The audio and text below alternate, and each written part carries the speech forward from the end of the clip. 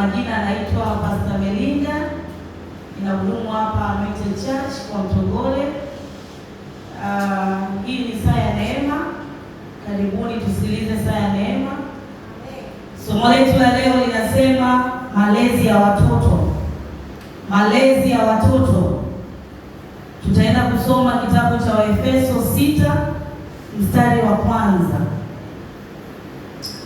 Enyi watoto, watiini wazazi wenu katika Bwana, maana hii ndiyo haki. Haleluya. Enyi watoto, watiini wazazi. Kuna watoto ni watukutu mpaka basi. Kuna watoto hadi mzazi mwenyewe anaogopa mtoto wake. Kuna watoto wakifundishwa au wakiambiwa kitu hawasikii, hawatii kabisa. Kuna watoto ni wajeuri mpaka basi. Kuna watoto unaweza ukawasema akija mgeni mpaka unaona aibu, au mbele za watu ukikaa hivi unaogopa hata kumwambia mtoto wako hapo umekosea, kwa maana anaweza akakuchamba wewe mzazi, au anaweza akakupa jicho au ule ujeuri wake mwenyewe unaogopa. Wazazi walee watoto katika njia ipasayo. Mlee mtoto katika njia sahihi.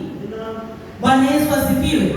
Kuna malezi mengine unakuta mtoto kazoeshwa katuni tu. Yaani mtoto yuko na simu mwanzo asubuhi mpaka jioni ni katuni, TV ni katuni kuanzia asubuhi. Hata ukimwambia sijui kula, yeye katuni. Mchana katuni, usiku katuni.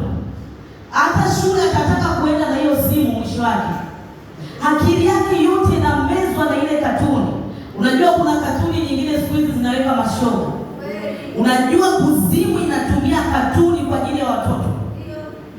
Wazazi wanapozani wanapowapa malezi yale ya kuwalea mkimayai, ndio wanaona ndo malezi. Mtoto unataka umlee kama jeshi za nyingine, mapenzi hapo, lakini jeshi kama jeshi, adabu na heshima unatakiwa umnyooshe.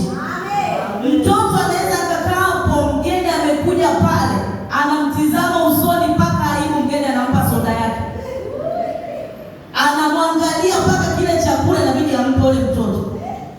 Hiyo ni tabia mbaya sana. Wazazi amwangalie watoto. Mtoto analilia kitu anajisukua chini kabisa, miguu anajisukua chini. Unamwachiaje mtoto mpaka anajisukua chini ili analilia kitu akitaka amekitaka? Malezi unaolea lazima kwanza umwambie Bwana, siwezi peke yangu, wewe ingilia kati. Akishaingilia Bwana kati, unapata wewe mzazi. Baada ya Bwana kufanya, wewe unafanya kazi gani kama mzazi? Unaomba kwa Bwana huko, alafu unarudi unampa malezi ya kinyanyaleni. Lazima unapoomba huku na wewe mwenyewe ufanye kazi. Ndio maana unaitwa mzazi ni Mungu wa pili duniani. Kama wewe mwenyewe utamweka mtoto katika mstari ulionyooka, mtoto hawezi kuwa kunyooka. Unakuta watoto wanafanya tabia mbaya kabisa na hawaambii wazazi. Unawaacha watoto wanaenda kucheza mpaka usiku. Unajua huko mitaani kuna nini? Unajua yale magrupu anaokaa nao yana nini? Unamfundishaje mtoto mdogo mpaka anapokuwa mtoto mleako ndivyo akuavyo. Ukimfundisha tabia ya uchoyo atakuwa mchoyo. Ukimwacha kakaa nje mpaka usiku ndiye anaendelea kukua hivyo hivyo. Ukimfundisha tabia ya kutotii wakubwa hivyo hivyo anakuaibisha mbele za watu. Unakuta mzazi anamuogopa mwanae kabisa hivyo hivyo. Mtoto atulii, yani akienda sehemu mpaka unasema Mungu wangu jamani, mbona ananiaibisha huyu? Yani kashachukua hiki. Ukienda kwa mtu anakuaibisha, kachukua hiki kavuta, kachukua hiki kavuta. Yani hata pale mnaenda kuongea na wewe mtu wewe hamuongei. Mtu anakwambia beba mwana ondoka. Anaona sema ongezi hamna, mtoto fujo, kavunja hiki, kabeba hiki. Unamfundishaje mtoto wako discipline? Lazima umfundishe mtoto jinsi ya kutulia mbele za watu, hata nyumbani. malezi yanaanza nyumbani kwanza, ndipo kule nje mtoto atabehave kama anavyohave nyumbani. Huwezi ukamwambia mtoto awe na malezi mazuri nje na kati ndani ni malezi mabovu. Azia ndani wewe mzazi yale malezi, ili nje mtoto wako akakuwakilishe. Sasa uko nje anaenda kukuwakilisha nani kama wewe ni mzazi? Ni tafrani ili mtoto asikii. Mtoto kama unambonyeza hivi, acha unambonyeza, asikii. Kuna wazazi wengine ambao mama zetu walikuwa wakali, akikuangalia jicho tu hivyo mwenyewe unatulia, kwa maana unajua ukitoka hapo utachezea nini. Lazima wewe mzazi uwe ndio kiongozi wa kwanza. Mtoto aweze kukuheshimu, mtoto aweze kuwa na adabu, mtoto aweze kuwa na discipline. Ni wewe umemlea. Ili mtoto akuheshimu wewe mwenyewe kwanza, hapo angalia ulipitaje.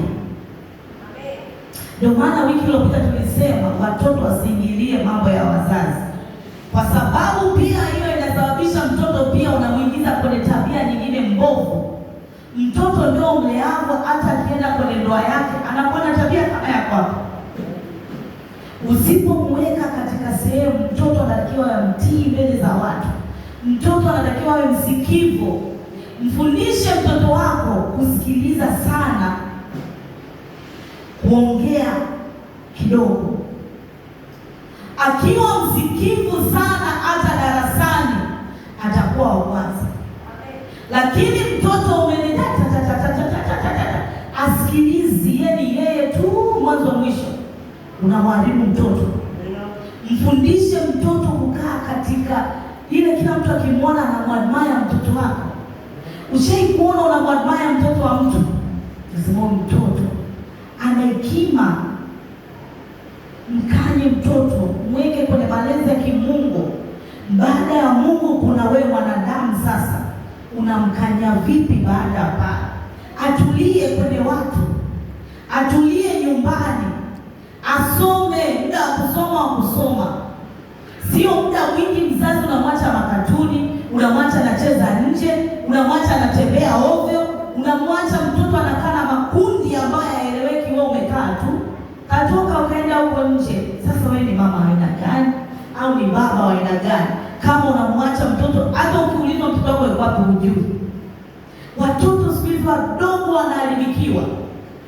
Unakuta watoto hawana hata bikira siku hizi, wadogo, kwa sababu wazazi hawajui majukumu yao. Wazazi hawajui watoto wao wanafanya nini. Hadi mashuleni siku hizi kuna tabia mbaya. Shetani anaenda kila sehemu. Akiona kwenye katuni hawezi, anaenda mashuleni, anatafuta watoto wenye tabia mbaya. Akiona yuko sehemu fulani, anaenda kwenye zile sehemu ambazo anajua kabisa hapa nitampata mtoto.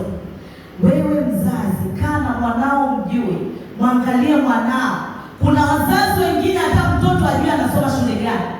Kuna mzazi mwingine anajua shule lakini maendeleo mtoto wake hajui. Kuna mzazi mwanae anasoma shule hajui maendeleo ya shule. Wewe kama mzazi unamleaje mtoto? Mchunguze mtoto, mwangalie mtoto, mfuatilie mtoto. Hayo ndio malezi ya mzazi, na hicho ndio kibongo. Kipenda